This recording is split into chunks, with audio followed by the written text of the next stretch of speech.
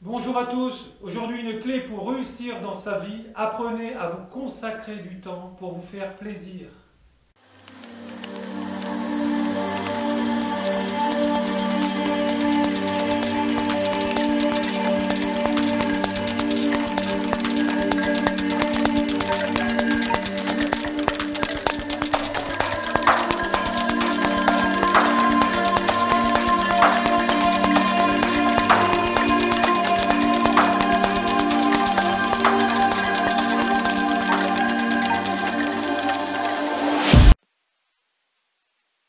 Bonjour à tous, aujourd'hui nous allons voir l'honnêteté nous fait gagner du temps, nous fait gagner du temps en fait dans notre vie. L'honnêteté comme mode de vie en 5 minutes. Afin de pratiquer la sincérité avec les autres, il est nécessaire de le faire d'abord avec nous-mêmes. Avoir une idée claire de ce que nous voulons et de ce que nous fera gagner du temps, hein, en évitant de tomber dans des situations d'usure et de coups émotionnels. Alors vous savez que très bien que la vérité, à un moment donné, elle se sait même si vous mentez. Donc autant rester aligné, c'est ce qu'on appelle rester dans l'alignement. Et tous ceux qui vous porteront diffamation sur des choses fausses ou des choses réelles, ce sont des gens qui nourriront leurs propres blessures intérieures et qui auront des grosses problématiques encore pires que les vôtres à régler, puisqu'ils ne verront pas en fait la problématique. Alors comme disait Jésus ou d'autres grands sages, commence à retirer la poutre dans ton œil avant d'aller retirer celle de l'autre. C'est tout à fait le cas. On a tendance tous, disons, les gens beaucoup moins éveillés à s'occuper des autres, de la vie des autres, parce que notre vie, leur vie, elle est plus compliquée et donc c'est une échappatoire inconsciente. Alors, ainsi, l'honnêteté devra être un mode de vie. L'honnêteté nous fait gagner en fait du temps et assainit nos relations par rapport à nos épreuves de vie. Donc vous comprendrez qu'à un moment donné, tout ce qui a été mis dans les vertus, le respect et tout le reste, sortir des vices, ça nous fait gagner énormément de temps puisque sinon la situation va se reproduire sans cesse et sans cesse avec différents acteurs dans notre vie, différentes personnes, différentes situations, jusqu'à la fin de notre incarnation et ça nous pourchassera dans les vies d'après et ça va alourdir notre karma. Voilà. Alors la bonne utilisation en fait de l'honnêteté et de l'intégrité avec soi-même, où l'on précise ce que l'on permet et ce que l'on ne permet pas. Ce qui est juste et ce qui ne l'est pas facilite cette coexistence sans situation inconfortable et en rien bénéfique. Voilà. Mais loin de ce que l'on peut penser, il n'est pas si facile en fait de faire preuve de sincérité, hein, notamment beaucoup dans le monde du travail. Si vous avez des patrons, c'est vrai que souvent il faut dire un peu ce qu'ils veulent entendre ou faut complètement sortir de cette société patronale. Hein. C'est ce que moi j'ai décidé de faire et à partir de là, vous êtes vraiment aligné. Voilà, puisque de toute façon, tout ce que l'on pense, tout ce que l'on crée, on va le récupérer dans notre karma. Hein. C'est un peu comme un militaire, on lui dit tu dois aller tuer Paul en face. Dans son karma, il devra le récupérer et il devra aller le conscientiser pour aller le guérir dans ses vies passées, dans sa vie actuelle, et ça va alourdir aussi son karma. Là, je prends un exemple, mais ben, il y en a tant d'autres, hein, notamment, par exemple, les CRS qui vont casser la figure aux manifestants, etc. Et puis tout ce que vous pouvez connaître qui est négatif. Voilà. Alors Confucius disait que la personne qui est sincère et qui dit toujours la vérité a déjà construit le chemin vers le ciel. Alors oui, c'est vrai, il avait tout compris parce que forcément, il y a un lien karmique. Même si on ne veut pas le voir, ce lien karmique, il existe et il est inscrit dans les lois universelles. Les lois universelles, c'est des lois qui régissent l'univers et qu'on a beau y croire ou pas y croire, ça sera comme ça. Voilà. Alors, cependant, en fait, nous admettons que la plupart en fait d'entre nous avons été éduqués pour être corrects en toutes circonstances, pour maintenir cette attention et se respecter et ce respect pour les autres, où nous faisons souvent en fait de petits mensonges non radeaux de survie, notre radeau de survie par peur d'être rejeté ou montrer du doigt. Alors voilà, c'est pour ça que je vous dis, il est nécessaire de plus en plus dans cette société de sortir du patronat pour éviter ce genre de choses. Alors, nous disons oui à cette fête avec nos collègues de l'entreprise, par exemple, pour ne pas attirer l'attention. Nous entretenons des amitiés qui ont déjà été expirées, qui ont déjà expiré émotionnellement. Il y a des années de peur de blesser l'autre personne. Alors, c'est pour ça qu'il faut rester qu'avec des gens qui nous correspondent, qui ont les mêmes valeurs que nous et qui font du mieux possible pour se guérir tous les jours. Nous soutenons notre partenaires dans certaines décisions, même si nous savons qu'elles ne sont pas les bonnes. Et nous le faisons pour ne pas briser les rêves et d'un être cher. Il existe de multiples situations qui se produisent tous les jours où nous sommes à mi-mensonge ou à mi-honnêteté. Cela, même avec de bonnes intentions, peut donner lieu à des situations à long terme qui ne sont pas en fait du tout bénéfiques. Être sincère mais sans appliquer la sincéricide devrait être cet engrenage récurrent dans notre propre être où construit une réalité plus saine pour tous. Voilà, donc il faut être soi, il faut vraiment rester aligné avec ce que l'on veut et non ce que l'on ne veut pas et donner nos points de désaccord mais en bienveillance. Autour d'une table en expliquant les lois de conséquences. Alors bien sûr, il y a des gens qui connaissent ces lois de conséquences mais qu'ils font quand même, ils ne sont pas intégrés, leurs lois de conséquences, ces lois de conséquences en eux, dans leur être, et donc les situations vont continuer de se reproduire dans leur vie. Appliquer l'honnêteté à nous-mêmes, en fait, rien ne peut avoir autant d'harmonie que de pratiquer cette communication transparente et non violente, ou laisser tomber les carapaces, les faussetés, les peurs et les condescendances. Donc c'est pour ça que quand on promet des choses où on dit je suis comme ci, comme ça, il faut le montrer dès le début. On ne peut pas dire je suis comme ça et dire bah il faut que tu sois patient, etc. C'est parce que là on est carrément désaligné et on est en disharmonie par rapport à soi et par rapport aux autres. Hein. Donc c'est quand on est un être de souffrance. Voilà.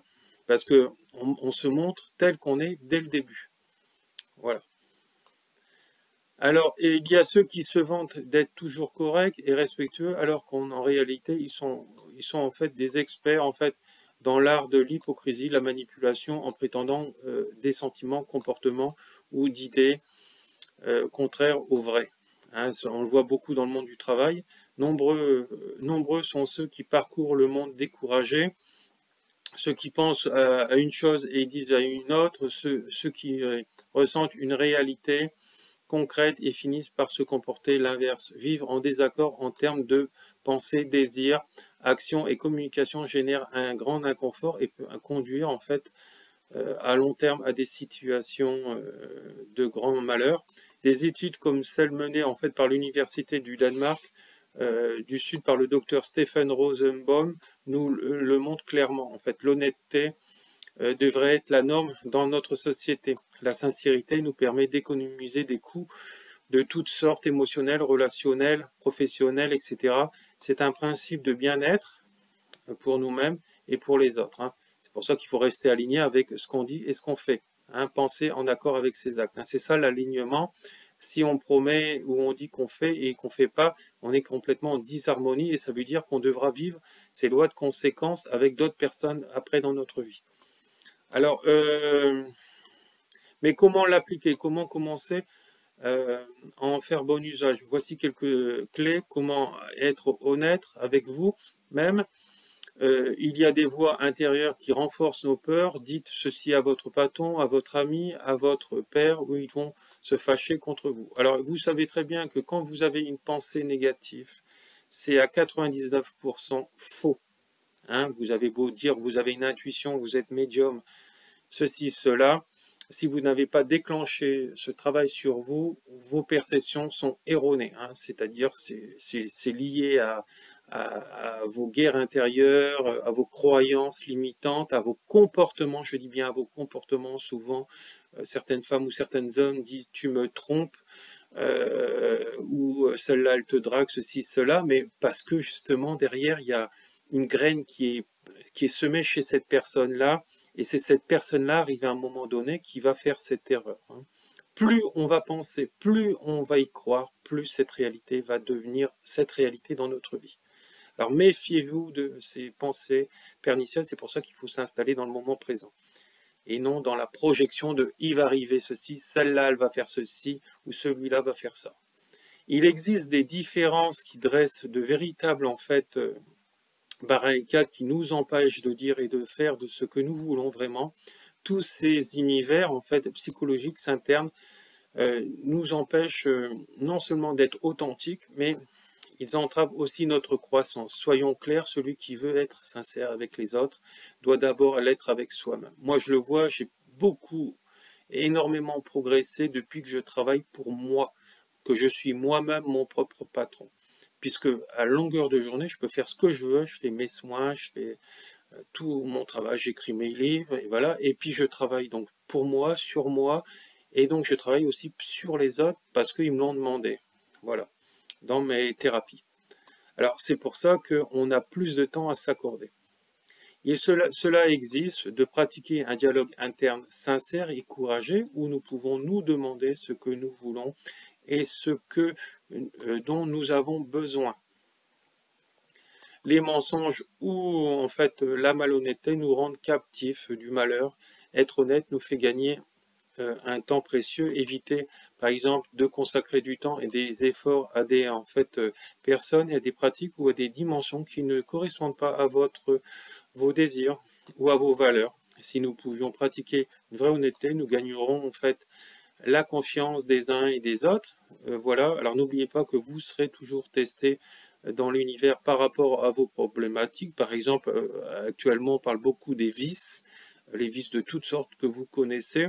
Vous êtes testé à un moment donné par l'univers, une ou plusieurs fois, pour voir si cette relativité, ce vice, a été guéri en vous. Si ce n'est pas guéri, ça sera reproduit dans votre vie avec des acteurs qui vont venir vous les faire vivre. Donc c'est pour ça qu'il faut rester, je dirais, droit, aligné en toutes circonstances et pouvoir parler en bienveillance avec les personnes et se mettre autour d'une table. Bien sûr avec des personnes qui peuvent le faire. Alors n'oubliez pas que les gens qui se font conseiller par leur meilleur ami, la meilleure ceci, et que ça ne va pas dans sa vie, à cette femme-là, par exemple, combien il y a de femmes, je vois en consultation, qui demandent à la meilleure amie comment elle doit se comporter dans le couple avec son copain, par exemple, et combien il y a de personnes qui donnent des conseils et eux-mêmes sont incapables de les mettre en pratique dans leur vie parce que déjà, ils n'ont pas de compagnon ou ça ne va pas dans leur vie. Donc, arrêtez de demander conseil à votre meilleur ami qui, par exemple, dans sa vie, ça ne va pas. Demander à quelqu'un qui a 30 d'années de mariage et que, par exemple, dans sa vie, ça va en grande majorité sur beaucoup de choses. Bien sûr, il ne faut pas que chacun fasse son lit à part dans son coin. Donc, il faut vraiment que la relation fonctionne. Là, vous pouvez demander à des gens. Voilà, parce qu'ils ont su s'adapter et montrer comment ça devait aller, une vie de couple. Par exemple, pour ce domaine-là. Mais pareil pour les autres domaines. Confiance des uns et des autres, en fait, parce qu'en fait, il n'y a rien de plus bénéfique que de recevoir ce conseil ou ce commentaire de quelqu'un qui, loin de chercher à être condescendant, en fait, ou faire le bien, ose nous parler du cœur. Voilà, donc bien sûr, toutes les belles paroles viennent du cœur, toutes celles des mauvaises paroles viennent de l'ego. Donc il faut faire attention à ne pas rentrer dans une discussion où l'ego prend le dessus par rapport à la colère, etc., ou à l'insatisfaction de l'autre qui ne nous a pas donné. Si l'autre en est incapable, par un travail sur lui, de donner ce que l'autre attend de lui dans une relation de partage, c'est que la relation n'est pas faite et que la personne qui n'a pas su donner n'est pas faite pour être en relation, puisqu'elle n'est pas guérie. Voilà. Alors, c'est bien de comprendre les choses, mais il faut les mettre en pratique et c'est pour ça qu'il faut des outils thérapeutiques dans la plupart du temps pour changer. Sinon, vous resterez toujours dans les mêmes problématiques avec les uns et les autres. En outre, nous devons tenir compte d'un aspect. Le manque de sincérité nous amène à nous servir de ces mensonges, en fait, qui auront besoin d'autres mensonges majeurs pour maintenir ce chapeau de cartes. En fait, l'effort psychologique pour éviter l'effondrement de tant de fausseté est immense et bientôt nous nous rendrons compte que cette pratique n'est ni utile, ni logique, ni même moins saine. L'honnêteté est un acte de courage avec de grands avantages. Pratiquez-la et votre monde changera. Donc n'hésitez pas à dire ce que vous pensez sans agressivité. La personne en face qui va recevoir et qui vous dira rien, par exemple, combien de personnes on peut dire par exemple à des gens en uniforme que ce sont des moutons du système, ils le savent très bien, mais ils sont incapables pour la plupart du temps à le prendre en compte sans négativité, sans combat, etc. Puisque de toute façon, s'ils combattent inconsciemment, ils savent que c'est la vérité et donc leur ego a été touché.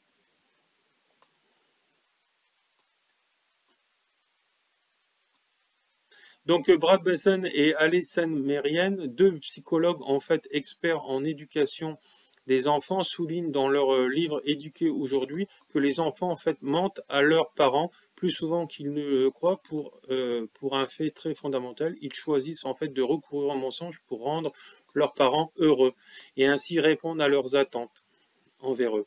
Ils pensent que s'ils leur disent ce qu'ils ressentent vraiment, en fait, ils peuvent les décevoir. D'une certaine façon, c'est ainsi que commence ce besoin presque récurrent de ne pas toujours être complètement honnête. Nous avons peur de décevoir, nous avons peur de ne pas être comme les autres, nous avons peur par exemple d'être virés au travail.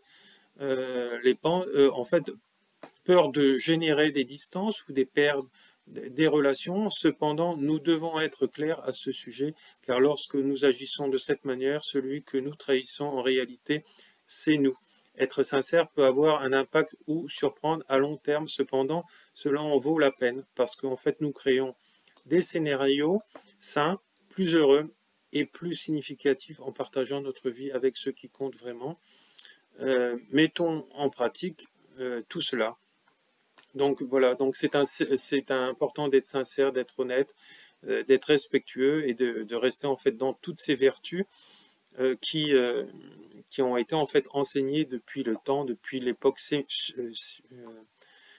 antique des Atlantes, des Lémuriens, des Sumériens, et qui après qui ont été repris dans les différents livres de la loi, comme la Bible, etc. Voilà, donc rester aligné, c'est ça vraiment rester aligné, c'est d'avoir fait un travail sur soi en changeant et en étant honnête. Voilà. Je vous remercie, bon dimanche à tous et beaucoup d'amour.